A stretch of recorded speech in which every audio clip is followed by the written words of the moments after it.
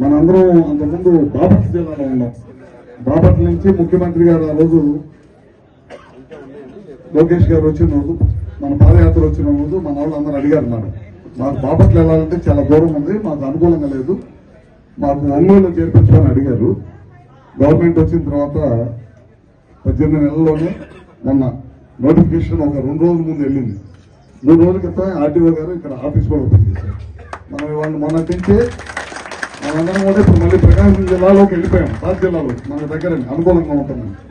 దాంతోపాటు 2012 నుంచి నేను ప్రయత్నం చేస్తాను. అప్పుడు కిరణ్ కుమార్ గారు ముఖ్యమంత్రి ఉన్నప్పుడు ఆర్డీఓ ఆఫీస్ ఒకటి, ఎలక్ట్రిసిటీ డిపార్ట్మెంట్ సంబంధించి డిఈ ఆఫీస్ ఒకటి మనం చీరాల వెళ్లాల్సి వస్తుందనే దానికోసం అయితే ఆ రోజు కిరణ్ కుమార్ రెడ్డి గారు ఉన్నప్పుడు ముఖ్యమంత్రి ఉన్నప్పుడు నేను డిఈ ఆఫీస్ తీసుకురాగలిగాను, ఎలక్ట్రిసిటీకి సంబంధించి, కరెంటుకి సంబంధించి.